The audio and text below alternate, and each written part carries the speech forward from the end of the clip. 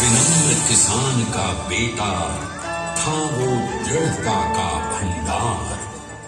वल्लभ भाई पटेल नाम कहलाता था सरदार। कृषक कार्मिक जनगण से था उसको प्यार अपार। अखिल देश ने उसे रहनुमा किया था स्वीकार।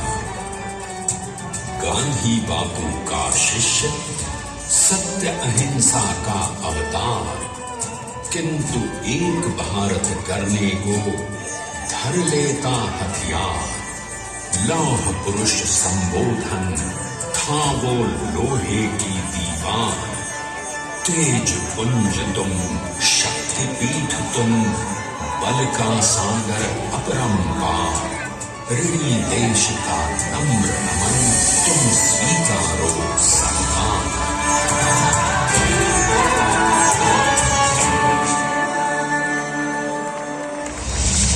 1857 में अंग्रेजों को ललकारने वाले पहले स्वतंत्रता संग्राम के एक सक्रिय सिपाही थे झवेर भाई पटेल।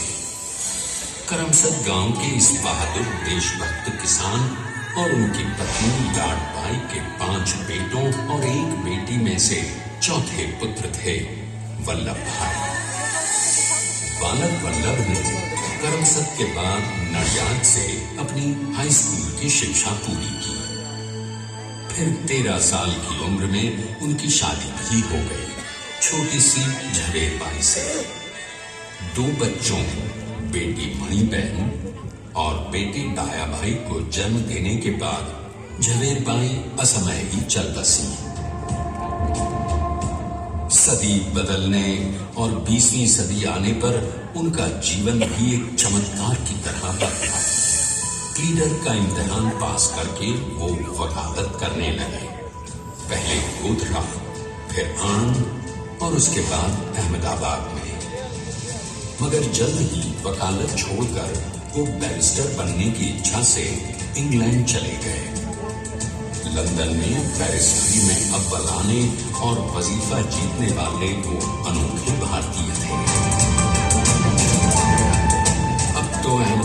की वरिष्ठ अदालत में बैरिस्टर पटेल की जिरह और जीतों की धूम मच गई।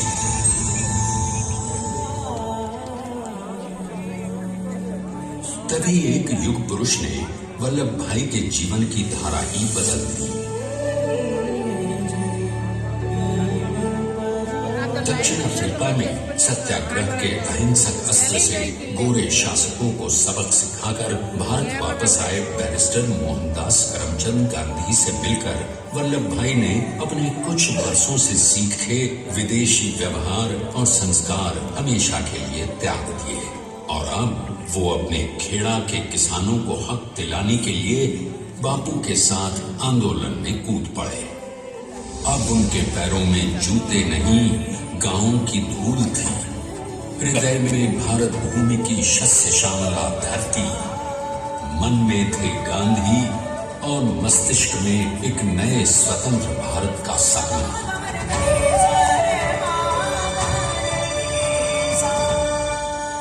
तभी बारडोली के मजबूर मजलूम किसानों की यातना का समाचार उनके पास पहुंचा। तुरंत वल्लभ भाई वहां पहुंचे और यूं शुरू हुआ भारत का सबसे बड़ा और सफल किसान आंदोलन बारडोली। वल्लभ भाई ने बारडोली के 87,000 किसानों को ऐसा अटल अडिग अचल मनोबल दिया कि अंग्रेजी सरकार हिल गई और 1 बरस के बाद उनका लगान माफ कर दिया गया। अब तो पूरे देश में लोग वल्लभ भाई के नाम की कस्में खाने लगे। स्वयं महात्मा गांधी ने कहा, अब वल्लभ भाई मेरे शिष्य या साथी नहीं, सारे देश के सरदार हैं और देश को मिल गया एक अनोखा असरदार सरदार।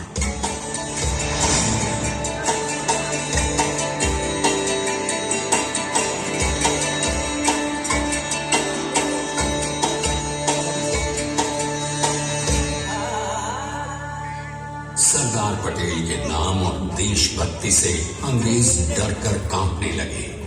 1930 के नमक सत्याग्रह और दांडी कूच में वो बापू से भी पहले गिरफ्तार किए गए। तो 1932 में फिर उन्हें बापू के साथ ही जेल में 2 सालों के लिए डाल दिया गया। मगर आजादी के दीवानों को, स्वतंत्रता के परवानों को कौन गिरफ्तार कर पाया? जेल से छूटते ही सरदार को कांग्रेस के नए राष्ट्राध्यक्ष पद पर चुना गया और उनकी सरपरस्ती में राष्ट्रवादी भारतीयों ने तमाम ब्रिटिश सूबों में जीत हासिल कर वहां अपनी स्थानिक सरकारें बनाई। किंतु सरदार का सपना केवल सरकार बनाना नहीं था, उनका स्वप्न तो था एक ऐसे नए भारत का जहां हर रंग, हर रूप, हर जात, मजहब, तबके का हिंदुस्तानी एक साथ मिलकर एक ऐसा नया भारत बना सके जहां पूर्ण स्वराज के साथ सारे समाज को गरीबी, अशिक्षा, छुआछूत से भी आजादी मिल जाए। इसकी पहली रणनीति थी भारत को अंग्रेजों की गुलामी से आजादी, ताकि भारत के लोगों की अपनी सरकार सबके साथ और सबके विकास के लिए काम कर सके। बापू की अगुवाई में अब देश ने अंग्रेजों को अंतिम चेतावनी दे दी, करेंगे या मरेंगे, क्विट इंडिया, अंग्रेजों भारत छोड़ो। बस फिर क्या था, संघर्ष की रणभेरी बजी। 3 सालों के लिए सरदार पटेल को भी सत्याग्रही नेताओं के साथ जेल में ठूंस दिया गया। 2 सालों के बाद अंग्रेजों को बापू के सभी शिष्यों और साथियों को छोड़ना पड़ा।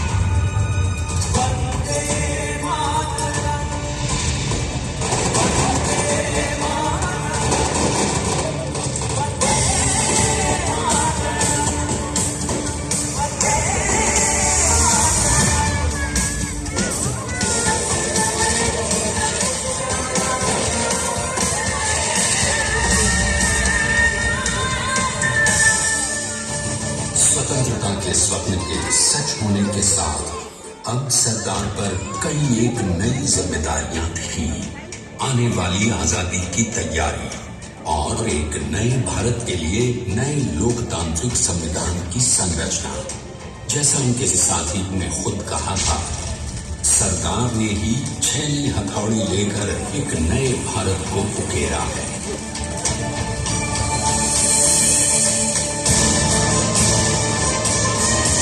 स्वाधीनता तो प्राप्त हुई, लेकिन खंडित भारत में भी उठते विभाजनवादी अंधकार को अभी दूर करना था।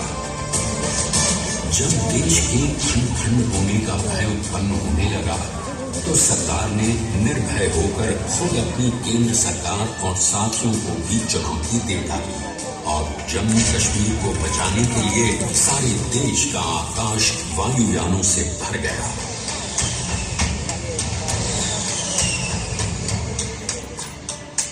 और फिर हैदराबाद और जूनागढ़ के भारत में विलयीकरण को पाकिस्तान से चुनौती मिली। सरदार चाहते थे कि देश की 1 इंच धरती अब और विभाजित नहीं होनी चाहिए। नए भारत को एक करने के लिए समझा बुझाकर मनाकर 565 रियासतों को सरदार ने अपनी सूझबूझ सदाशय का संबल से एक नए स्वतंत्र भारत का अभिन्न अंग बना लिया। हमारे इतिहास में अखंड भारत के पुरुषार्थ का ये एक महानतम अध्याय है। जैसा उन्होंने स्वयं कहा था, हमें नए धागों को पुराने ताने बाने में ऐसे पिरोना है कि एक दूसरे में गुंथ जाए और बेहतरीन बनावट वाला एक नया भारत उभर कर सामने आ सके। अंततः अपने वज्र दृढ़ संकल्प से एक नया विराट विशाल एक भारत श्रेष्ठ भारत बनाकर दिखा ही दिया सरदार ने। संसार के सबसे बड़े प्रजातंत्र के शिल्पी को प्रणाम करने के लिए देश ने बनाया है ये समर्थ स्मारक। स्वाधीन भारत को समर्थ भारत में बदलने वाले सरदार पटेल को समर्पित प्रेरणातीर्थ भी है। प्रधानमंत्री श्री नरेंद्र मोदी के नेतृत्व में बनी विश्व की इस विशालतम प्रतिमा के सामने आकर सारी दुनिया जैसे स्वयं भी नतमस्तक हो जाती है।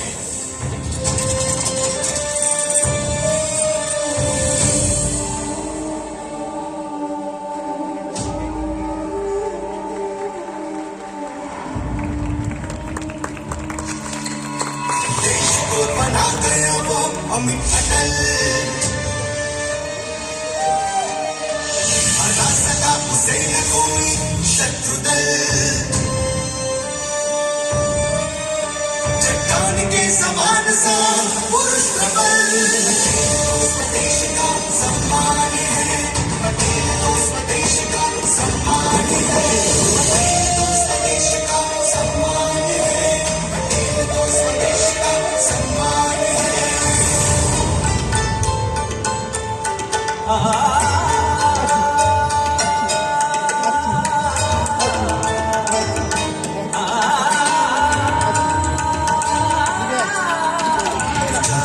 आकाश को छुए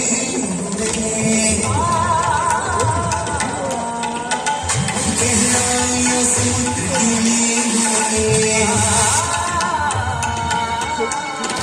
कदम अधिक जमीन पर जमे हुए, पटेल अपनी आन बान शान है, पटेल अपनी आन बान शान है, पटेल तो स्वदेश का सम्मान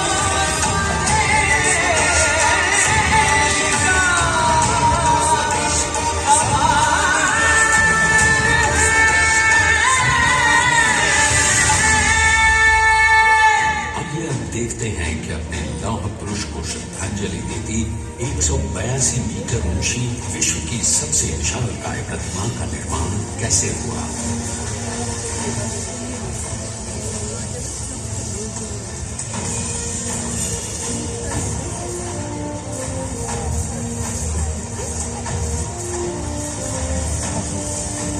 गगनचुंबी इस अद्वितीय अभूतपूर्व प्रतिमा को बनाने के लिए सबसे पहले नदी पर 4500 क्यूबिक मीटर का ड्राफ्ट बना और फिर सीधा 600 फीट का कंक्रीट का वॉल बनाया गया।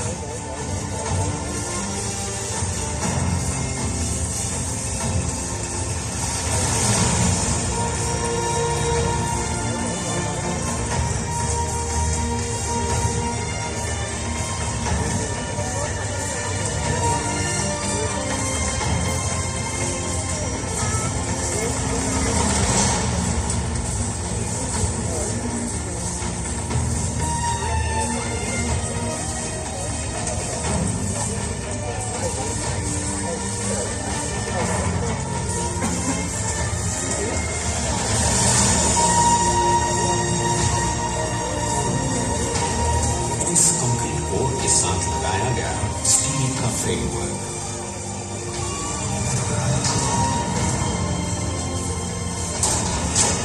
और तो इस फ्रेमिंग पर 6500 ब्रॉन्ज के पीसेस लगाए गए।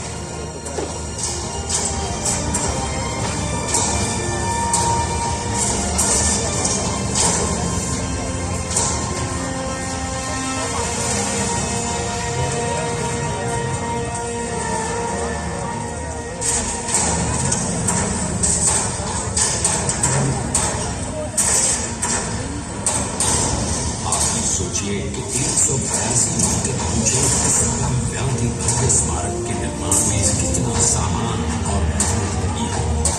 70,000 metric ton cement, 18,500 metric ton reinforcement steel, 6,000 metric ton structural steel और 1,700 मेट्रिक टन ब्रॉन्ज।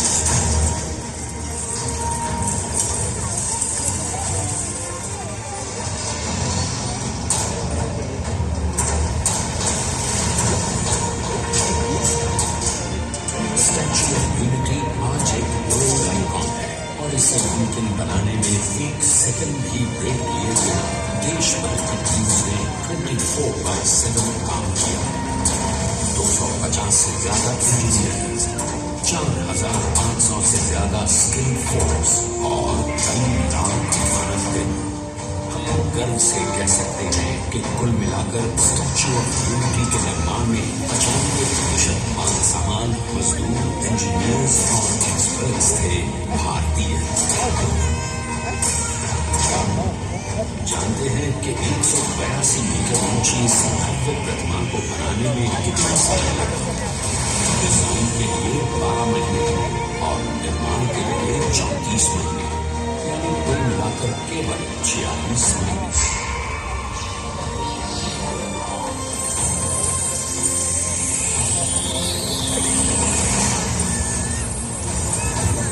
इसी तरह बनी देश के शिल्पकार की एक अनोखी अद्वितीय विशाल प्रतिमा, जो सिर्फ आज ही नहीं बल्कि आने वाले न जाने कितने सालों तक चमचमा रहेगी।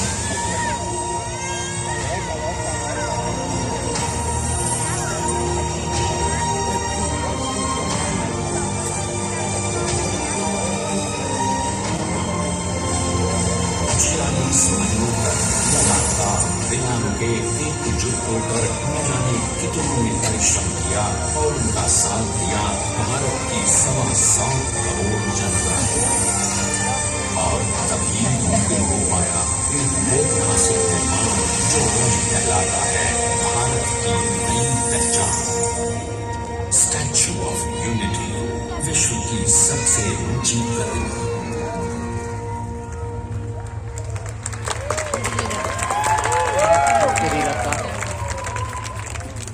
सरदार ने अपनी गंभीरता, शालीनता और दूरदर्शिता से भारत को संगठित करने के असंभव कार्य को संभव कर दिखाया।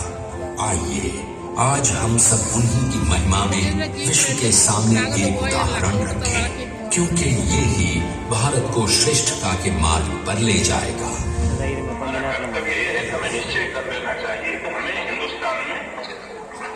जितने लोग हैं सबको मिल के भाई भाई की तरह रहना। स्टैच्यू ऑफ यूनिटी एकता की प्रतिमा और श्रेष्ठता का प्रतिबिंब है।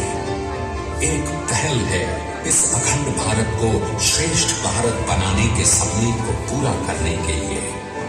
एक पुकार है हम सबको एकजुट होने के लिए। एक आंदोलन है भारत को सबसे आगे ले जाने के लिए, श्रेष्ठ बनाने के लिए। आपके योगदान और विश्वास से ही बनेगा एक भारत श्रेष्ठ भारत। एकता का संदेश है कि भाषा अनेक, भाव एक, राज्य अनेक, राष्ट्र एक, पंथ अनेक, लक्ष्य एक, बोली अनेक, स्वर एक, रंग अनेक, तिरंगा एक, समाज अनेक, भारत एक, रिवाज एक, संस्कार एक, योजना अनेक, मकसद एक, कार्य अनेक, संकल्प एक, राह अनेक, मंजिल एक, पहनावा अनेक, सीमा एक, चेहरे अनेक, मुस्कान एक। ये एकता का संदेश लेकर के हम चले। और भाइयों बहनों, ये भारत की विशेषता है, विविधता में एकता। यही भारत की विशेषता है।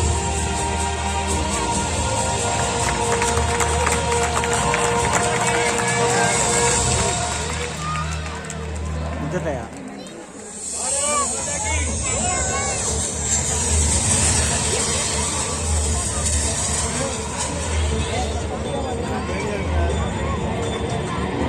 काका Please stand up for the national anthem.